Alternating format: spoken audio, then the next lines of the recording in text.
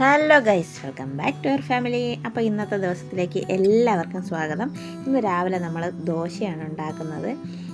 ദോശയും ചായയും പിന്നെ ദോശയുടെ കൂടെ ഒരു മുളക് ചമ്മന്തിയും കൂടെ വെക്കുന്നുണ്ട്. അപ്പോൾ ദോശ നല്ലതായിട്ട് ഒരു സൈഡ് നന്നായിട്ട് മുരിഞ്ഞിട്ടുണ്ട്, അതിന് മറിച്ചിട്ട് കൊടുക്കുകയാണ്. ഇന്ന് സിദ്ധുവിനും പാറുവിനും പരീക്ഷയുള്ള ദിവസമാണ്. അപ്പോൾ സിദ്ധൂട്ടിന് രാവിലെയും പാറുവിന് ഉച്ചയ്ക്ക് ശേഷമാണ് പരീക്ഷ. അപ്പോൾ ഇതാണ് നമ്മുടെ മുളക് ചമ്മന്തി.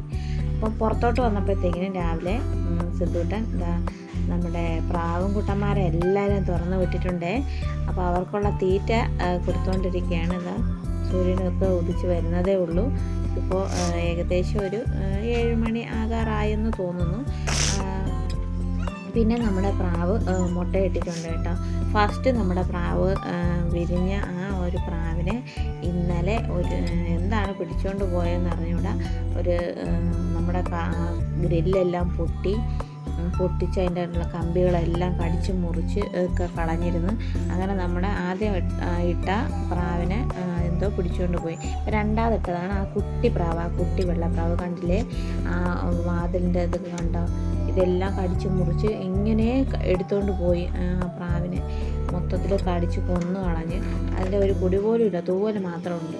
അപ്പോൾ ഇതിപ്പോൾ മൂന്നാമതിട്ടതാണ്. ഈ മുട്ട ഒരെണ്ണം എപ്പോൾ 2 മുട്ട ഇട്ടാലും അതിൽ ഒരെണ്ണം എപ്പോഴെങ്കിലുമൊക്കെ പോവും. കഴിഞ്ഞ 2 പ്രാവശ്യം ഇട്ട മുട്ടയിലും 2 എണ്ണം പോയി.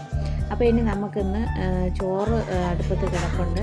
ഇത് നമ്മുടെ തീയൽ വയ്ക്കാൻ വേണ്ടിയിട്ട് ഒരു കുക്കറിൽ, ഞാൻ കുക്കർ എടുത്ത കാരണം ചട്ടി എടുത്തു കഴിഞ്ഞാൽ എല്ലാവരും പറയും ചട്ടിയുടെ ഇതിൽ കരിയാണ്.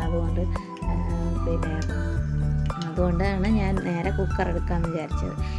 കുക്കറിലാണ് ഇപ്പോൾ ഞാൻ തീയൽ വയ്ക്കാൻ പോണത്. എന്ന് വെച്ചാൽ കുക്കറിൻ്റെ മൂടി അടയ്ക്കുന്നില്ല. അപ്പോൾ കുറച്ച് എണ്ണ ഒഴിച്ചിട്ട് അതിൽ കടുക് ഇട്ട് കൊടുത്തിട്ടുണ്ട്. ഇനി നമ്മൾ ഈ കുഞ്ഞു സവാള ഇല്ലേ, ചെറിയ സവാള, ഈ ഉള്ളിയിൽ അത്രയുള്ള കുട്ടി സവാള, അത് ഞാൻ കുറച്ച് അധികം എടുത്തിട്ട് ഇതുപോലെയൊക്കെ അരിഞ്ഞ് വെച്ചിട്ടുണ്ട്. പറഞ്ചന അരിഞ്ഞ് വെച്ചിട്ടുണ്ട്. ഇനി അതിലോട്ട് നമ്മൾ കുറച്ച് നമ്മുടെ അരിഞ്ഞ് വെച്ചിരിക്കുന്ന ഉള്ളിയെല്ലാം കൂടെ ഇട്ട് കൊടുക്കുവാണേ. ഉള്ളിയെല്ലാം കൂടെ ഇട്ട് കൊടുത്തതിന് ശേഷം നന്നായിട്ട് വഴറ്റിയെടുക്കണം.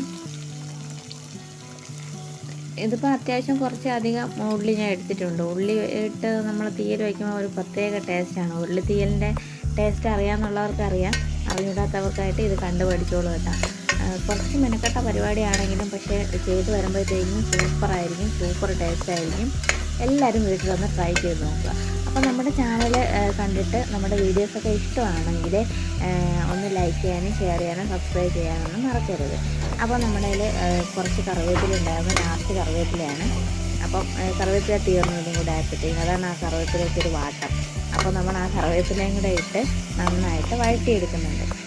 അത് ഒരടുപ്പിൽ ഞാൻ വഴറ്റുന്നുണ്ട്. പിന്നെ വേറൊരടുപ്പിൽ ഒരു ചട്ടി വെച്ചിട്ട് ഞാൻ ആ ചട്ടിയിലോട്ട് കുറച്ച് എണ്ണയും കൂടെ കുറച്ച് ശകലം എണ്ണ ഒഴിക്കുന്നുള്ളൂ. ഇതിപ്പോൾ സൺഫ്ലവർ ഓയിലോ വെളിച്ചെണ്ണയോ എന്ത് വേണമെങ്കിലും ഒഴിക്കാം. വെളിച്ചെണ്ണ ഒഴിച്ച് വെച്ച് കഴിഞ്ഞാൽ പ്രത്യേക ടേസ്റ്റാണ്. ഇപ്പോൾ ആരും വെളിച്ചെണ്ണ ഉപയോഗിക്കാറില്ലെന്നാണ് എൻ്റെ ഒരു നിഗമനം. ഞാൻ ഉപയോഗിക്കാറില്ല, കാരണം വെളിച്ചെണ്ണയുടെ വില നമ്മളെ കൊണ്ടൊന്നും താങ്ങുന്നതല്ല. അതുകൊണ്ട് ഞാൻ സൺഫ്ലവർ ഓയിലാണ് ഒഴിക്കുന്നത്. അപ്പോൾ അതിലോട്ട് നമ്മൾ ഒരു കുഞ്ഞ് തേങ്ങയ്ക്കും ഭയങ്കര വിലയാണ്, എന്നാലും നമുക്ക് ഒരു കറി വേണമല്ലോ.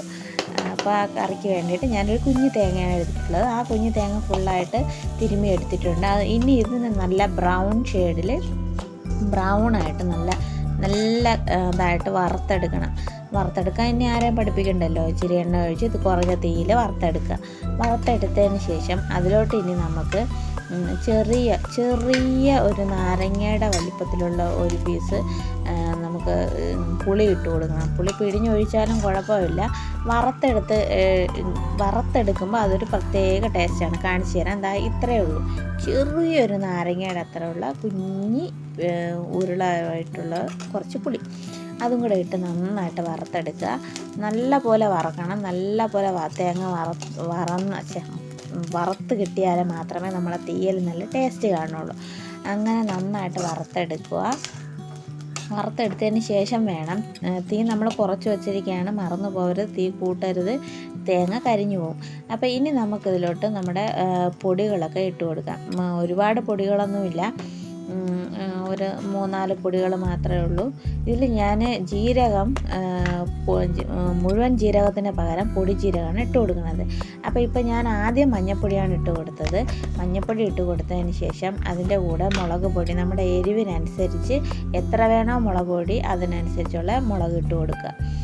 എനിക്ക് ആവശ്യത്തിനുള്ള മുളക് പൊടി ഇട്ട് കൊടുക്കുന്നുണ്ട്.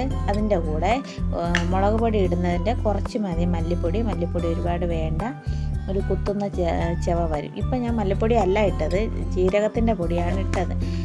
ഇത് ജീരകം പൊടി ഇടാൻ കാരണം മുഴുവൻ ജീരകം എൻ്റെ കയ്യിലില്ലാത്തതുകൊണ്ടാണ് ഞാൻ പൊടി ഇട്ടത്, നേരത്തെ പറഞ്ഞല്ലോ. ഇത് മല്ലിപ്പൊടി ഞാൻ കുറച്ചേ ഇടുന്നുള്ളൂ. ഇതെല്ലാം കൂടെ ഇട്ട് നന്നായിട്ട് കുറച്ചുകൂടെ കുറഞ്ഞ തീയിൽ നമ്മൾ വറുത്തെടുക്കണം. നല്ല വറുത്തെടുക്കണം. തേങ്ങയും ഈ മുളക് പൊടിയും മല്ലിപ്പൊടിയും മഞ്ഞൾപ്പൊടിയും എല്ലാം കൂടെ ആ തേങ്ങയിൽ നന്നായിട്ട് മിക്സായി നല്ല വറുത്തെടുക്കണം. വറുത്തെന്നാണ് ഞാൻ പറയണത്, ഇനി വേറെയുള്ള സ്ഥലത്ത് എങ്ങനെയാണെന്ന് അറിഞ്ഞുകൂടാ. അപ്പോൾ നമ്മുടെ ഇപ്പുറത്തെ അടുപ്പിൽ നമ്മുടെ ഉള്ളി നന്നായിട്ട് വഴണ്ട് വരുന്നുണ്ട്. അതും നന്നായിട്ട് വഴണ്ട് വരട്ടെ.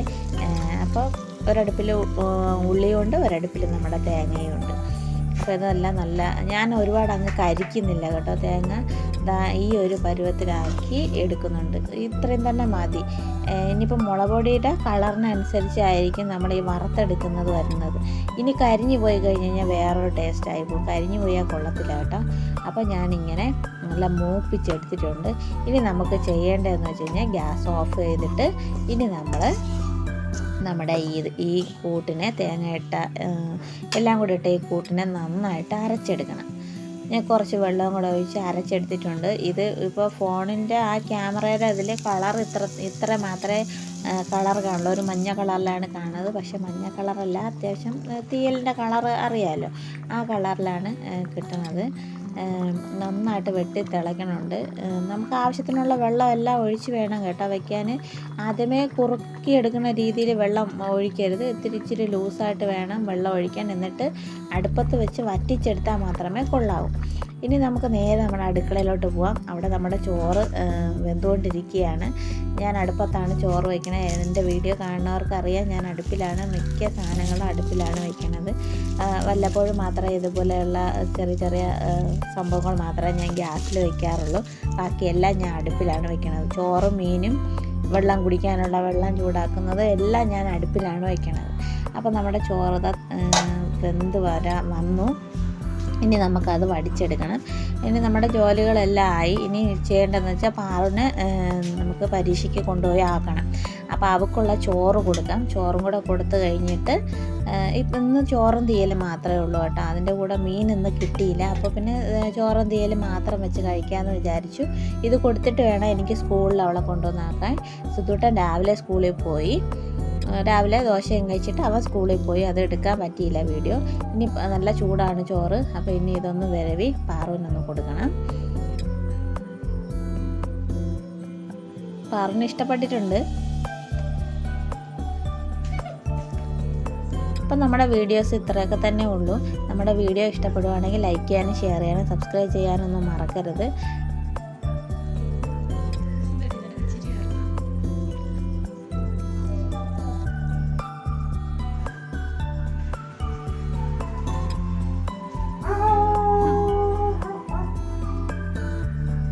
അപ്പോൾ മറ്റൊരു നല്ലൊരു വീഡിയോ ആയിട്ട് വരുന്നവരേക്കും thank you for watching. By.